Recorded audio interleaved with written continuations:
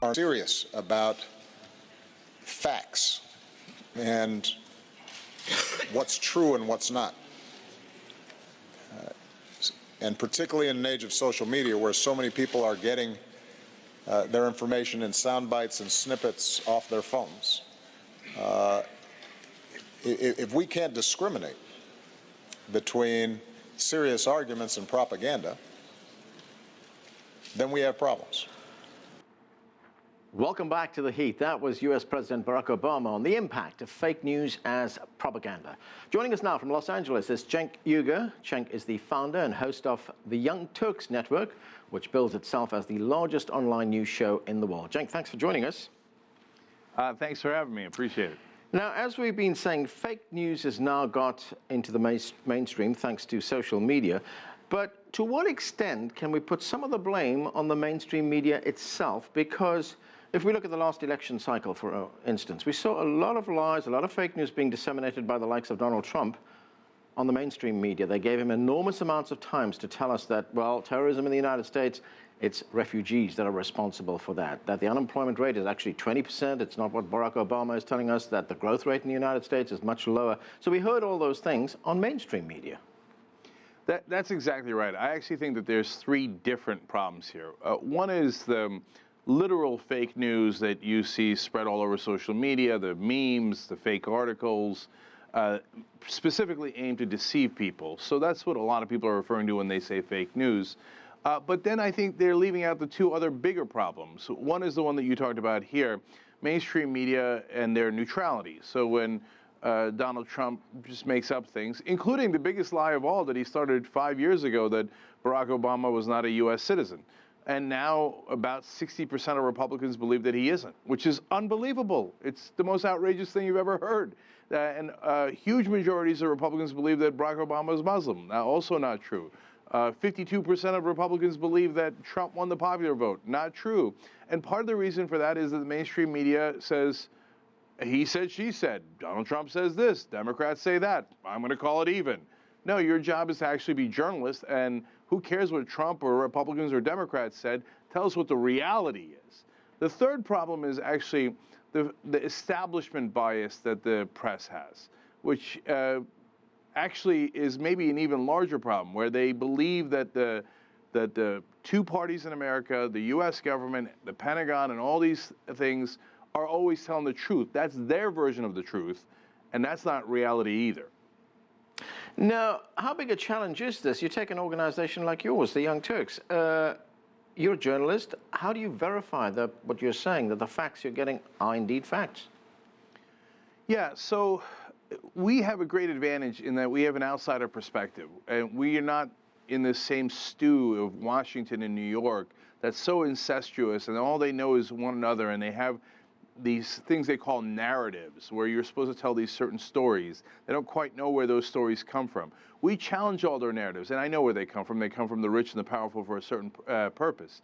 So we challenge all those narratives, and we break through from what this establishment wants us to do. In terms of the real fake news, meaning the fake stories and memes on social media, that's easy. I mean, if you're paying any attention at all, it's easy to suss out what's real and not. There's sites like Hustlers News. That's outrageous. Who's stupid enough to fall for that? Now, I'm not faulting average Americans, because it's not their job to track news sites are real and not. I mean, you shouldn't fall for that. I think we're in a much better situation because we don't have those. No, if you look at what's on Facebook or Twitter, you know, the kind of thing that you were talking about a moment ago, confirmation bias. There's a professor of media studies at the University of Virginia, Siva Vaidyanathan, who says that Facebook is, in his words, explicitly designed to amplify and accelerate items that hit high emotional registers. In other words, people go to Facebook, they read this stuff, it confirms what they already believe. So no matter what it is, whether it's a truth or whether it's a lie, they feel comfortable with that. So that's a real phenomenon, and in fact, studies have borne out, well, by the way, whether you're conservative or liberal, that you are more likely to believe what you already believed, even if you're presented with facts to the contrary. So, and the way that the algorithms are set, you are more likely to get things that you like. So I went to University of Pennsylvania. I got an ad for a University of Pennsylvania sweater the other day because the computer already knows who I am. And so it's feeding me stuff that it thinks that I will like so that I will consume more. So I understand all those phenomena. At the same time, the internet, the upside of the internet is not being discussed enough in all of this. It also allows people to mix in a way that they have never done in human history before. It gives them access to information, knowledge, and real facts in a way that we have never seen in human history before. So if you saw things from my perspective, every day somebody comes up to me and says, I used to be conservative, but I started watching you and I changed my mind, or I used to be religious, or I used to be Republican, and I changed my mind. Because before they wouldn't have had access to a show like mine, but they do now because of the internet. Now, if we look at some of the things that are being done to counter this outbreak of fake news, this flood of fake news that we see on social media, Google, about 5 years ago, tried to correct this. It introduced software which would favor what it calls legitimate, credible sources of news. Do you know if that's worked? So here is where it gets a little scary. I don't want the government taking any actions. For example, Germany now is considering taking government action to weed out fake news. Well, if it doesn't agree with your establishment point of view and your German government point of view, then you might call it fake, when in fact it's not fake. So that's a tough line to draw. Now, on the other hand, to your question, whether it's Google or Facebook saying, hey, look, this fact-checking organization gave this a poor rating. Now, you do anything you like with that information. That I like a lot better because it at least gives you choices and some further clarity.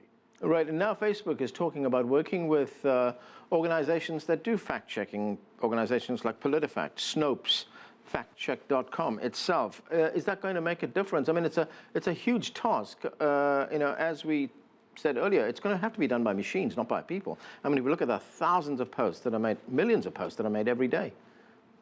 So that's right, and I hope that it helps, and I understand that it's going to have downsides. So every once in a while, we'll take a legitimate right-wing article or a legitimate left-wing article and say that it might not be true because the Pentagon doesn't agree with it. And so that'll be one of the downsides, and it'll confuse some people, and some people will look at it and ignore it anyway. But having said that, I'm for more information, not less information. So I don't want to block any of this stuff, but if they put in more information saying, here's the truth rating that it got, I think that that's probably generally helpful. Right, you talked about Germany a moment ago. In Britain, they actually carried out a study, a government group carried out the study. They came up with a recommendation, which has to some extent been embraced by the government, to establish what they call a Council of Data Ethics. Sounds a little bit Orwellian, that. I mean, can government regulate what we listen to, what we see, what we read? Yeah, no, I don't want the government getting involved at all. And right now in America, they're also considering legislation where the government would tell us what's fake and what's not. Well, a lot of the news that comes out of the government is fake. So I don't trust them to do it right. They're going to tell me that everything they say is true. And that's part of the point of our show, is to say, yeah, of course the American government is oftentimes telling the truth, and sometimes it's not. And, sometimes the Pentagon tells you the truth, or the CIA, and sometimes they don't. So let the media handle that. Once the government gets involved in telling people what is and is not true, that is very dangerous. We talk about fake news, and a lot of the focus has been about what's going on here in the United States, about what happened during this last election cycle. But what about the rest of the world? I mean, we talked about Britain, we talked about Germany. Do we see this in other parts of the world as well? So now, this is the other part of the equation. Before the election, you almost saw no stories about fake news here in America. After the election, you see untold number of stories about fake news. Part of the reason for that is the establishment Democrats and establishment media here in America want to say, oh, Trump won because of fake news, or he won because of James Comey, the FBI director, or he won because of Russia. It wasn't us, we would have won normally. No, it's excuses. So they are real issues, but that's not why Hillary Clinton lost. And it is being used as a distraction here. And we should not allow ourselves to get distracted. So are people doing propaganda here in the U.S.? Of course they are. But let's be fair and honest about it. Has the U.S. done propaganda in other countries' elections before? Only hundreds of times. So this is not a new concept, and we don't have clean hands either. Well, as you say, these are real issues, but how does one restore credibility to the news industry? I mean, where does one start? Because sometimes you could start this and say you're doing something good. Others could say this is censorship. Yeah, no, again, I want to draw a very clear and bright line where I don't want the government getting involved in deciding what's real or not at all. I think that's a terrible and dangerous idea. In terms of the audience, and yes, in the short term, they will often be tricked by some of these memes and fake articles, and some of it is very sophisticated. It looks really real. And they have plenty of things that are in the article that are true, and then they put in fake facts that they want to push out, and it's sophisticated propaganda. Having said that, I'm actually optimistic. I think that what will happen is, in this era, certain news organizations that keep giving you news that is credible will rise to the top. So, and the ones that don't eventually will fall to the bottom. And now that doesn't mean that we're going to have Shangri-La and everything's going to get fixed overnight. No, it'll take a long time. But eventually people will realize, hey, when I go to the Young Turks, they give me the news and they give me links to the articles and I can check them myself, and I kind of trust those guys. And, well, when I go to CNN, it just gives me a pro-U.S. government position, and I don't quite trust them. When I go to hustlers.com or whatever the fake news sites are, boy, they're giving me terrible stuff.